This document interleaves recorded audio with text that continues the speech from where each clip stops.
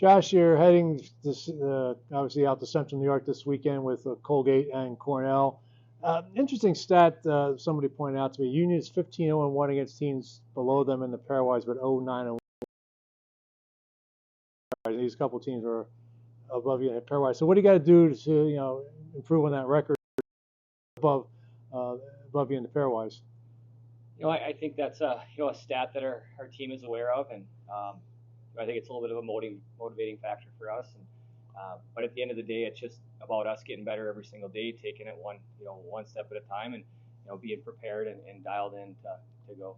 Yeah, right now you're in the top 4 in the standings.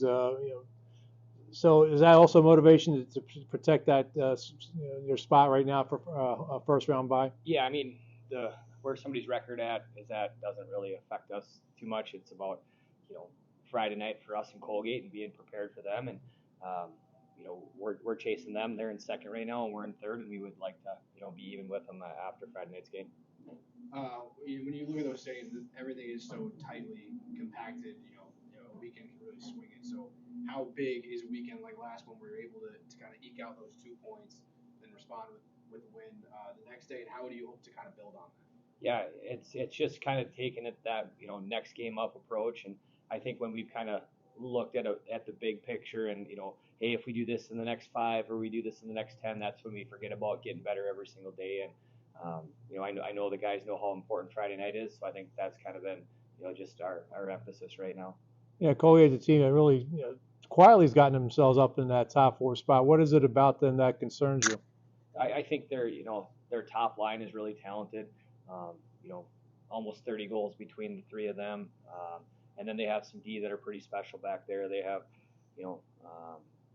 a talented offensive group that really isn't afraid to make mistakes. They play with a ton of pace, and they make plays offensively, and then they all buy in defensively as a team, and they've been getting good goaltending.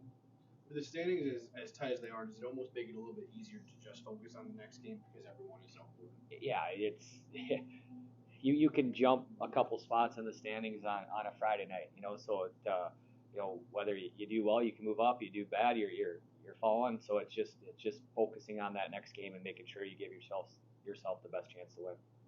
What's going to be what does your team have to do? Obviously, you did get off to a good start against Brown, so that's sort of but it's maybe the way the game ended. You took a lot of those 5 penalties in that third period.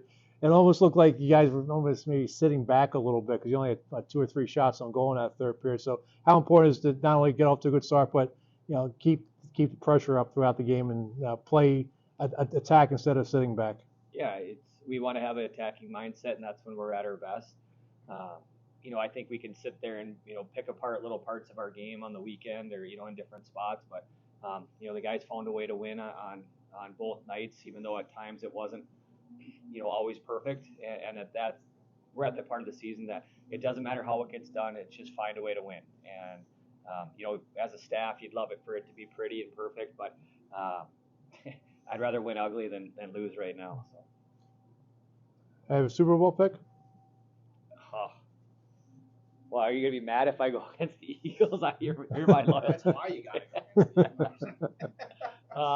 It's hard until someone beats Kansas City. I don't know. It's hard to go against them.